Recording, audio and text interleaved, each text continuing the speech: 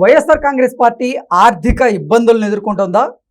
వైఎస్ఆర్ కాంగ్రెస్ పార్టీని నడపలేక వైఎస్ జగన్మోహన్ రెడ్డి సతమతం అవుతున్నారా? అందులో భాగంగానే వైఎస్ఆర్సీపీ కోసం జిల్లాల్లో మేనేజర్గా పనిచేస్తున్న వారికి జీతాలు ఇవ్వలేను అంటూ జగన్మోహన్ రెడ్డి చేతులు ఎత్తేశారా అంటే అవునని సమాధానం ఇస్తున్నారు కొంతమంది వైఎస్ఆర్ కాంగ్రెస్ పార్టీ ముఖ్య నేతలు. ఈ నేపథ్యంలోనే అసలు వైఎస్ఆర్ కాంగ్రెస్ పార్టీలో ఏం జరుగుతుంది అనే దాని మీద మనం పూర్తి స్థాయిలో విశ్లేషణ చేసుకుందాం. ప్రస్తుతం మనతో పాటు ఉన్నారు ప్రముఖ రాజకీయ విశ్లేషకులు, ప్రముఖ సీనియర్ జర్నలిస్ట్ టీవీఎస్ గారు. వారితో మాట్లాడదాం. సార్ నమస్తే. సార్ నమస్తే. వైఎస్ఆర్ కాంగ్రెస్ పార్టీని జగన్మోహన్ రెడ్డి నడపలేక సతమతం అవుతున్నారని, వైఎస్ఆర్ కాంగ్రెస్ పార్టీ ఇప్పుడు ఆర్థిక ఇబ్బందులను ఎదుర్కొంటుందని, అందులో భాగంగానే వైఎస్ఆర్ కాంగ్రెస్ పార్టీ కోసం జిల్లాల్లో మేనేజర్లుగా పనిచేస్తున్న వారికి కూడా జగన్మోహన్ రెడ్డి శాలరీలు ఇవ్వలేక చేతులు ఎత్తేశారు అన్నట్లుగా కొన్ని వార్తలు వస్తూ ఉన్నాయి. దీని మీద మీ విశ్లేషణ ఏంటి సార్? 14 నెలల్లోనే దివాళా తీసిందంట. 5 ఏళ్ళు ఈ రాష్ట్రాన్ని ఏకఛత్రాధిపత్యంగా ఏలిన పార్టీ. ఆ పార్టీ 14 ఏళ్ళు ఏమో అది పుట్టి ఇప్పటికీ అసలు సంపన్న పార్టీ, దేశంలో ఉన్నటువంటి పార్టీల్లో మరి 7వ సంపన్న పార్టీ వైఎస్ఆర్ కాంగ్రెస్ పార్టీ. నేను చెప్తోంది ఏడీఆర్ సర్వే గురించి. ఇంత సంపన్న పార్టీ వాళ్ళ ఉద్యోగస్తులకు జీతాలు ఇవ్వలేకపోతుందా? ఇప్పుడు అతను ఎవరో ఆలూరు సాంబశివారెడ్డి, మరి అతను ఏదో పెట్టినట్టున్నాడు, ఏది మీటింగ్ ఏదో పెట్టి మొత్తం మేనేజర్లందరినీ పిలిచాడంటారు. ఏ పార్టీకి లేనట్టుగా ఈ పార్టీకి మేనేజర్లు ఉంటారు. జనరల్గా మేనేజర్లు దేనికుంటారు చెప్పు? ఏదైనా సమస్యలు వస్తే మేనేజ్ చేయడానికి ఉంటారు. కంపెనీలకు ఉంటారు మామూలుగా. జనరల్ మేనేజర్, లేకపోతే అసిస్టెంట్ జనరల్ మేనేజర్, ఏజీఎం అని, జిఎం అని. మరి ఇది కంపెనీయా, రాజకీయ పార్టీయా? ఇప్పుడు జిల్లాకి ఒక మేనేజర్ని పెట్టుకుని మరి ఒక 10 లక్షలు ఖర్చు వస్తుందంట. ఇప్పుడు ఆ 10 లక్షలు ఇవ్వలేరా? అసలు జగన్మోహన్ రెడ్డి దేశంలోనే సంపన్న ముఖ్యమంత్రిగా అప్పుడు ఒక రికార్డు. ఇప్పుడు ఆయన ఆదాయమే అసలు ముందస్తు పన్ను కట్టాడు అప్పట్లో, ఏది 90 కోట్లు ఏమో ఆయనకు వచ్చే ఆదాయంలో అడ్వాన్స్ ట్యాక్స్ కట్టిన చరిత్ర అన్నమాట. ఎంత చూపించాడు? మొన్న మాత్రం ఆయన తక్కువ చూపించాడా రిటర్న్స్లో? అటు భార్య భర్తల యొక్క సంపద దగ్గర 500-600 కోట్లు ఏమో చూపించారు. దాని పక్కన నువ్వు 2-3 సున్నాలు పెట్టుకోవాలి. ఏది అసలు మార్కెట్ వాల్యూ కనుక తేలాలంటే. ఇన్ని కంపెనీలు ఉన్నాయి ఆయనకి, అటు విద్యుత్ ప్రాజెక్టులు, ఇటు రియల్ ఎస్టేటు, లేకపోతే ఈ ఏది భూములు ఉన్నాయి, కబ్జాలు చేశారు, సిమెంట్ ఇండస్ట్రీస్, లేకపోతే మీడియా ఉంది, అన్ని సామ్రాజ్యాలే కదా. అట్లాంటిది పార్టీ నడపలేకపోవటం ఏంటి? కాకపోతే మొన్న మధ్య ఒక 3 నెలల క్రితం ప్రెస్ మీట్లో అన్నాడు, ఏది నా దగ్గర పార్టీ నడపడానికి కూడా డబ్బులు లేవనో ఏదన్నాడు, గుర్తుంది కదా.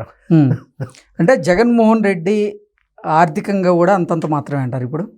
అరే నవ్వుతారు ఎవరన్నా వింటే, పగలబడి నవ్వుతారు. ఎన్నికల ప్రచారంలో భాగంగా వైఎస్ఆర్సీపీ అభ్యర్థులను పరిచయం చేస్తూ జగన్మోహన్ రెడ్డి పుటారేణి కానీ అలాగే చాలామందిని కూడా సౌమ్యులని, ఆర్థికంగా అంతంత మాత్రమే అంటూ ఆయన పరిచయం చేసింది కూడా అప్పట్లో తీవ్ర విమర్శలకు దారితీసింది. ఇప్పుడు జగన్మోహన్ రెడ్డి పార్టీ వైకాపా కూడా ఆర్థిక ఇబ్బందులను ఎదుర్కోవడం అనేది ఏంటి సార్? దాని మీద అసలు దాన్ని ఎలా చూడాలంటారు? అంటే ఇప్పుడు ఆలూరు సాంబశివరెడ్డి అట్లాగే జగన్మోహన్ రెడ్డి ఆర్థిక ఇబ్బందులు ఎదుర్కొంటున్నాడన్నా అని చెప్పాడా? మీరు అప్పుడు ఏ విధంగా అయితే జనం ముందు బుట్టా రేణుకని చూపించి చాలా మంచిది, సౌమ్యురాలు, పాపం ఆర్థికంగా చాలా ఇబ్బంది పడుతుంది, అంతంత మాత్రమేనని అన్నట్టుగా ఇప్పుడు జగన్మోహన్ రెడ్డి ఆర్థికంగా అంతంత మాత్రమే అని ఆలూరు సాంబశివారెడ్డి నిన్న మేనేజర్లకు చెప్పాడా?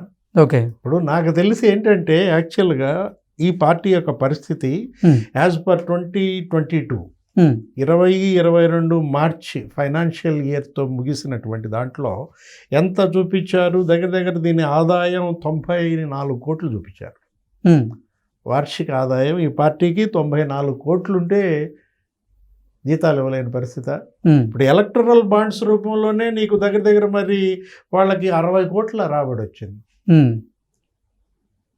వీళ్ళ దగ్గర కొన్నటువంటి ఎలక్టరల్ బాండ్స్ అంటే మేఘా కృష్ణారెడ్డి కొన్నాడు, అందరూ కొన్నారులే, ఆ గేమింగ్ ఆడు కూడా కొన్నాడు. అది కాదు కదా. ఇప్పుడు 2022 మార్చి 31 నాటికి ఓపెనింగ్ బ్యాలెన్స్ 250 కోట్లతో కూడా కలిపి జనరల్ ఫండ్కి 343 కోట్లు. ఎంత? 343 కోట్లు జీతాలు ఇవ్వలేదా? అంటే ఏంటంటే ఎందుకు ఇవ్వాలి అనా, లేకపోతే ఫ్రీగా వాడుకుందామన్నా? ఇప్పుడు 5 ఏళ్లలో మీరు దోచేశారని కదా.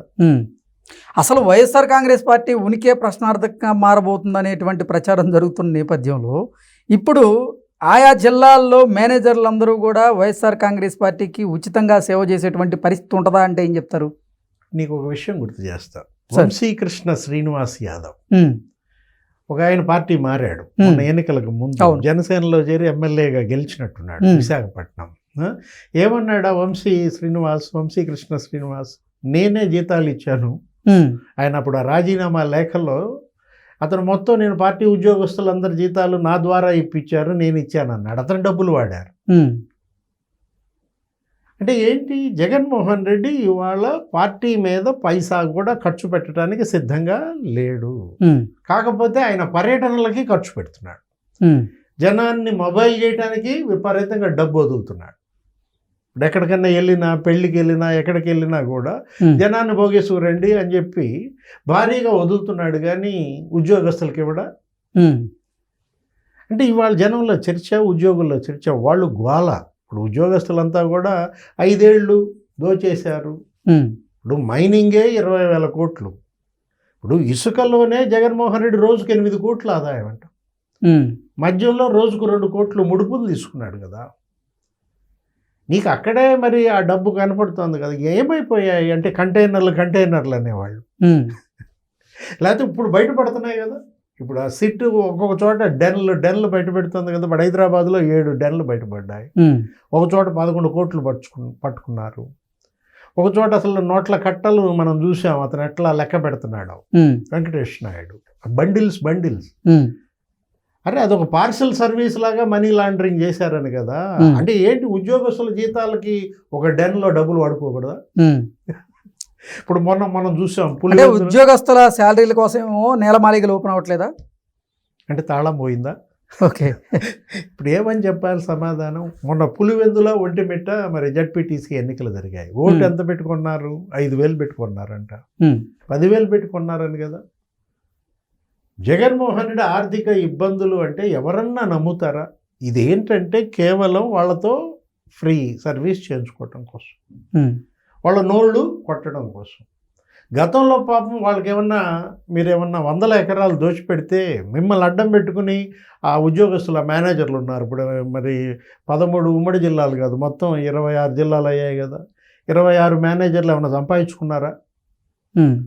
అదైతే మీరు చెప్పచ్చు ఏమని, మొన్న 5 ఏళ్ళు సీఎంగా జగన్ ఉన్నప్పుడు మీరు సంపాదించుకున్నారు కదా, ఉచితంగా చేయండి అంటే అది వేరు. అప్పుడు జీతమే, ఇప్పుడు జీతమే. ఇదంతా ఏంటంటే జెండా బీకేసే కబుర్లు. ఇప్పుడు రేపో మాపో ఇవాళ వైఎస్ఆర్ కాంగ్రెస్ పార్టీ గుర్తింపు రద్దు అవుద్ది అంటున్నారు. మద్యం కుంభకోణంలో ఇవాళ నీకు ఫిక్స్ అయిపోయింది. ఏది, ఆయన ఎవరు? బాలాజీ గోవిందప్ప. ఇప్పుడు అతను మనం కృష్ణమోహన్ రెడ్డి, ధనుంజయ రెడ్డి, ఎప్పుడైతే వాళ్ళు ముగ్గురు జైల్లో ఉన్నారో అసలు వైఎస్ఆర్ కాంగ్రెస్ పార్టీ కోశాధికారి ఎవరు అని బయటపడింది.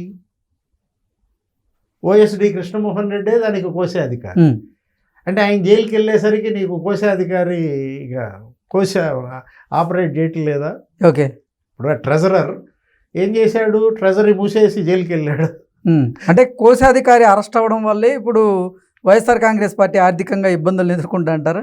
అందుకే జగన్మోహన్ రెడ్డి స్పెషల్ ఫ్లైట్లో వెళ్లకుండా ఎకానమీ క్లాసులో వెళ్తున్నాడా, ఓకే, బిజినెస్ క్లాసులో వెళ్తున్నాడా, బెంగళూరు యలహంక జనం అందరినీ పలకరిస్తున్నాడు, నమస్కారం పెడుతున్నాడు. ఇదో పెద్ద డ్రామాగా కనపడుతుంది. ఓకే, దివాలా తీసింది. ఇది ఇప్పుడు వాళ్ళు ఇస్తున్న మెసేజ్. పార్టీ దివాలా తీసింది కాబట్టి ఉచితంగా సేవ చేయండి అనా. ఎన్ని ప్రతిపక్షాలు మనం చూసాం. తెలుగుదేశం ప్రతిపక్షంగా ఎన్నాళ్ళు ఉంది? ఇప్పుడు అప్పుడు 2004-14 మధ్య ప్రతిపక్షం 10 ఏళ్ళు రాజశేఖర రెడ్డి టైంలో. మొన్న మనం చూసాం ఏది 19-24 ప్రతిపక్షం 5 ఏళ్ళు. జీతాలు ఇవ్వలేదా వాళ్ళ ఎంప్లాయీస్కి? అంటే ఏంటంటే ఒక రాజకీయ పార్టీ ఇవాళ 14 నెలల్లోనే నేను జీతాలు ఇవ్వలేకపోతున్నాను, ఉచితంగా చేయండి అంటే అది దివాలా తీసినట్టు కాదు. అది కేవలం నోళ్లు కొట్టడం. ఓకే, ఏది ఇన్నాళ్ళు ప్రజల నోళ్లు కొట్టారు, ఇప్పుడు ఉద్యోగస్తుల నోళ్లు కొడుతున్నారు. Okay, okay sir, thank you so much. నమస్తే.